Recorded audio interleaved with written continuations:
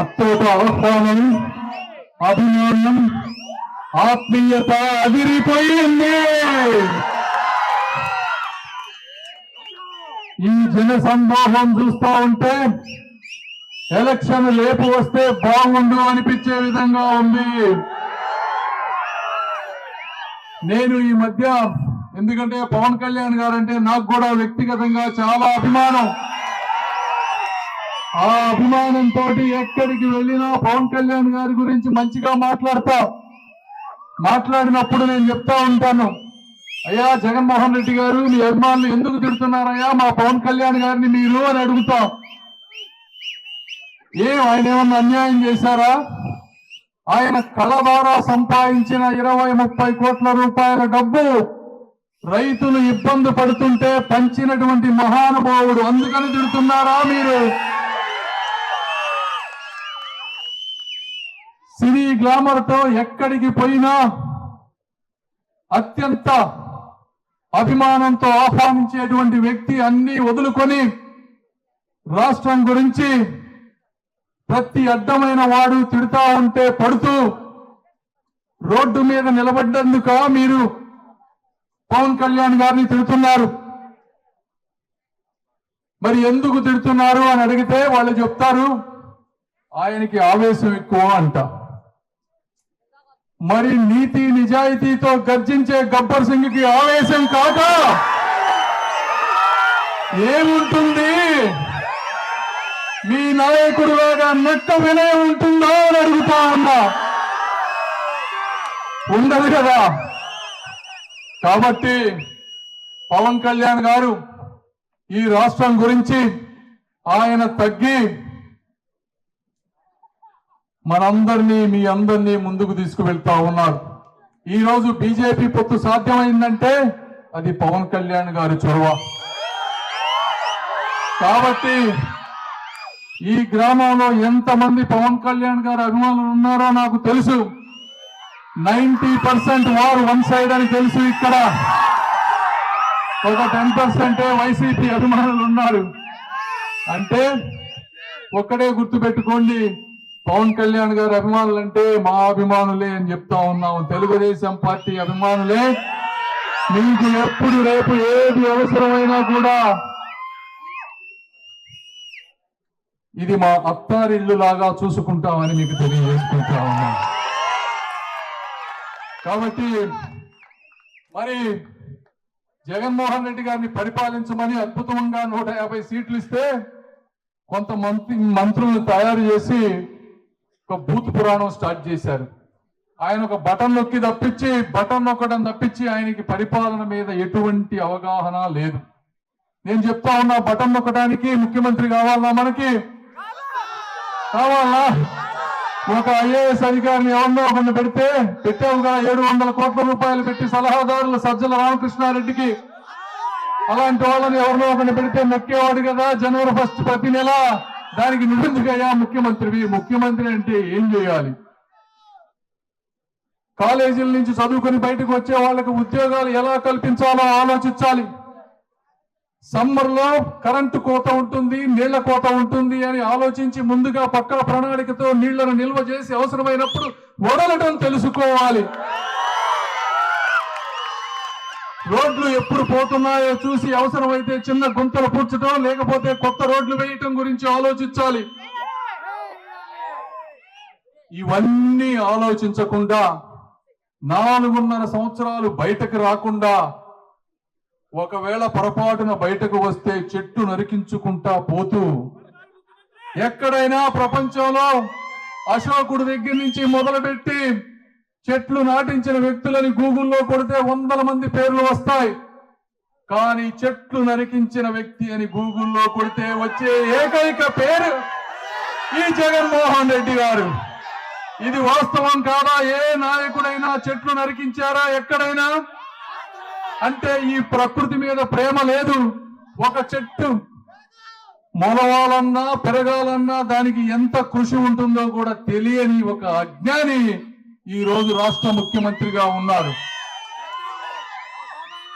మరి ఈ చుట్టుపక్కల ప్రాంతంలో రాజధాని వచ్చినప్పుడు పొలాల రేట్లు ఎంత ఉన్నాయి? ఒక్కొక్కరి సంపద ఎంతగా పెరిగింది. ఆ సంపద చూసుకొని పెద్దలు నా కొడుకుని ఒక డాక్టరో ఇంజనీరో లేకపోతే ఐఏఎస్ ఐపీఎస్ చదివించుకోగలమనే ఒక భరోసాతో ఉన్నారు. పిల్లలకి పెళ్లి చేసుకోగలమనేటువంటి ఒక భరోసాతో ఉన్నారు. ఇప్పుడు ఈ భూములు కొనే నాదుడే లేడు ఈ చుట్టుపక్కల. ఇప్పుడు మళ్ళీ వచ్చింది 2 నెలల్లో మనం రాబోతున్నామని తెలుసుకొని ఆల్రెడీ రేట్లు పెరుగుతున్నాయి. అయితే 4.5 సంవత్సరాలుగా ఇక్కడికి వచ్చిన నాదుడు లేడు. మరి ఇసుక గురించి మనం మాట్లాడాలి. ఇసుక ఏమైంది అంటే చాలా మంది అనుకుంటారు ఇసుక పోతే నాకేమైనా ఎక్కడో దూకుంటున్నారు కదా అని. గుర్తు పెట్టుకోవాలి, ఇసుక అనేది ఒక ఫిల్టరేషన్ మెకానిజం. సాల్ట్ వాటర్ ని తాగగలిగే నీరుగా తయారు చేసేటువంటి ఒక ప్రకృతి ఇచ్చినటువంటి వరం. ఆ ఇసుకను మీరు తవ్వుకుంటా పోతే భూగర్భంలోకి సాల్ట్ వాటర్ పోయి పంటలు పండకుండా, తాగటానికి నీళ్లు లేకుండా ఈ రోజు చుట్టుపక్కల గ్రామాలు ఉన్నాయి అంటే అది ఎంతటి దుర్మార్గపు రాజకీయమో మీరు అందరూ అర్థం చేసుకోవాలి. ఎంతటి అవినీతి పరిపాలన మీరు అందరూ అర్థం చేసుకోవాలి. దీని గురించి ఎంతో మంది కంప్లైంట్ చేశారు నేషనల్ గ్రీన్ ట్రిబ్యునల్ కి. చేస్తే వాళ్ళు వచ్చి సర్వే చేసి ఉన్న ఇసుక రీచులు 140 ఈ రాష్ట్రంలో ఒక 40 తవ్వుకోండి చుట్టుపక్కల గ్రామాలు లేనటువంటి ప్రాంతంలో ఎక్కడో అని చెప్పి ఇస్తే వీళ్ళు తవ్వినవి ఎన్నో తెలుసా? 500 తవ్వారు ఇసుక రీచులు. ఇది వాస్తవం, కనుక్కోండి. ఎందుకంటే నేషనల్ గ్రీన్ ట్రిబ్యునల్ ఐడెంటిఫై చేయని రీచ్లు కూడా 500 రీచ్లు కనిపెట్టి ఇష్టానుసారంగా తవ్వి ఆ తవ్విన ఇసుకని ఒక వేయింగ్ బిల్లు లేదు, ఒక జిఎస్టి లేదు, ఒక రాష్ట్రానికి రావాల్సిన రాయల్టీ లేదు. ఈ ఇసుకనంతా కూడా పక్క రాష్ట్రాలకి తరలించి ఇక్కడ ఉన్న తారు రోడ్లను పాడు చేసి అవినీతి సొమ్ముని తాడేపల్లి కొంపకి తరలిస్తున్నారు అని నేను చెప్తా ఉన్నాను ఈ రోజున. ఇది వాస్తవం కాదు అని జగన్మోహన్ రెడ్డి గారిని బైబిల్ మీద ప్రమాణం చేయమని నేను అడుగుతా ఉన్నాను. నీకు దమ్ము ధైర్యం ఉంటే వచ్చి ప్రమాణం చేయి, నేను చెప్పిన దాంట్లో ఒక్కటన్నా వాస్తవం ఉందా కాదా అని. అది కాకపోగా తెలుగుదేశం పార్టీ గవర్నమెంట్ ఉన్నప్పుడు చంద్రబాబు నాయుడు గారు ఇటువంటి ఇసుక ఇబ్బందులు జరుగుతున్నవని ఇసుక ఫ్రీగా ఇస్తే ఇసుక ఫ్రీగా ఎందుకు ఇచ్చారని ఆయన మీదే కేసులు వేశారు ఆ రోజున. ఇది కూడా వాస్తవం. అదే విధంగా ఇప్పుడు నేషనల్ గ్రీన్ ట్రిబ్యునల్ కి ఇక్కడెక్కడ ఇసుక అరాచకం జరగటం లేదని 25 మంది కలెక్టర్ల చేత దొంగ లెటర్లు రాయించిన మాట వాస్తవం కాదా జగన్మోహన్ రెడ్డి గారు అని నేను అడుగుతా ఉన్నా. పాపం ఆ కలెక్టర్లో కొంతమందికి బలహీనతలు ఉంటాయి. కొంతమంది డబ్బుకు కక్కుర్తి పడతారు, కొంతమంది వేరే వాటికి కక్కుర్తి పడతారు. వారి బలహీనతలను అడ్డం పెట్టుకొని కలెక్టర్లను కూడా నీ అవినీతి ప్రపంచంలో భాగస్వామ్యులను చేసి మా ప్రకృతి వనరులను దోచుకొని పక్క రాష్ట్రాలకు తరలిస్తూ ఉంటే ప్రశ్నించడానికి ఒక పెమ్మసాని వస్తాడు, ఒక పవన్ కళ్యాణ్ వస్తాడు, జగన్మోహన్ రెడ్డి గారు వస్తాం. నువ్వు ఏ శక్తిని అడ్డు పెట్టుకున్నా కూడా నీ అవినీతి సామ్రాజ్యాన్ని కూకటి వేళ్లతో పెకిలిస్తామని తెలియజేసుకుంటూ మీరు ఇచ్చినటువంటి అభిమానానికి మంత్రముగ్ధులమై ఉన్నాం. మేము మళ్ళీ అభివృద్ధి రూపంలో మీకు తిరిగి దీన్ని ఇస్తామని తెలియజేసుకుంటూ ఈ అవకాశం ఇచ్చిన ప్రతి ఒక్కరికి కూడా నా హృదయపూర్వక కృతజ్ఞతలు తెలుపుకుంటూ ఉన్నాను. ఈ ప్రాంతంలో చిన్న రోడ్లు వస్తా ఉంటే అక్కడ ఏదవాళ్ళ దగ్గరికి వెళ్ళి అక్కడి నుంచి పల్లె నుంచి వస్తా ఉంటే ఆ రోడ్డు చూస్తా ఉంటే చాలా బాధేసింది. లైట్లు లేవు, ఎంతో గుంతలు. ఆ రోడ్ల మీద నైట్ టైం కనుక ఎవరన్నా పొరపాటున ముందు దాకి వెళ్తా ఉంటే పడి చనిపోవడానికి ఎంతో ఆస్కారం ఉన్నటువంటి పరిస్థితి.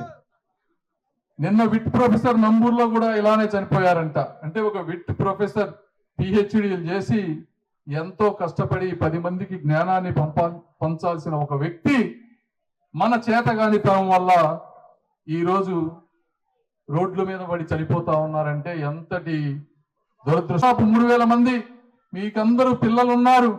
ఇది మన ఇళ్లలో కూడా జరగదని గ్యారంటీ లేదు. ఇలాంటి అరాచకాన్ని మీరు ప్రశ్నించాలి. ఎందుకంటే జగన్మోహన్ రెడ్డి గారు ఏమనుకుంటున్నారంటే రోడ్లు అనేవి వ్యక్తిగత ప్రయోజనం కాదు, నీళ్ళు అనేవి వ్యక్తిగత ప్రయోజనం కాదు. వ్యక్తిగతంగా 2,000, 3,000, 5,000 బ్యాంకులో డబ్బు వేస్తే ఆ ఓట్లు నాకు వేస్తారు. కాబట్టి ఎన్ని వదిలేసినా నాకు ఇబ్బంది లేదు. మీరు కూడా ఆలోచించాలి. ప్రతి ఒక్కరూ రేపు తెలుగుదేశం, జనసేన పార్టీ కూడా ఇలానే ఆలోచిస్తే ఒక్క రోడ్డు కూడా ఉండదు బ్రదర్. మళ్ళీ మనం రాతి యుగం వైపు వెళ్ళాలి. తాగటానికి నీళ్లు ఉండవు బ్రదర్. కాబట్టి మేము వచ్చిన తెలుగుదేశం పార్టీ వచ్చిన ప్రతిసారి రోడ్లు వేయటం, మౌలిక సదుపాయాలు కల్పించడం, మీరేమో వచ్చి ఓట్ల రాజకీయం చేసుకుంటామంటే మీరందరూ తెలివైన చైతన్యవంతులైనటువంటి గుంటూరు ప్రజలు. ఇలాంటి చరిత్ర మళ్ళీ తిరిగి రాకూడదని ఒక్క ఛాన్స్ ఇచ్చిన వ్యక్తికి మళ్ళీ పులివెందుల దాకా తరిమి కొట్టాలని మీ అందరికీ తెలియజేసుకుంటూ మనస్ఫూర్తిగా సెలవు తీసుకుంటున్నాను. Thank you. జై జనసేన, జై పవన్ కళ్యాణ్, జై చంద్రబాబు, జై టీడీపీ, జై బీజేపీ. Thank you.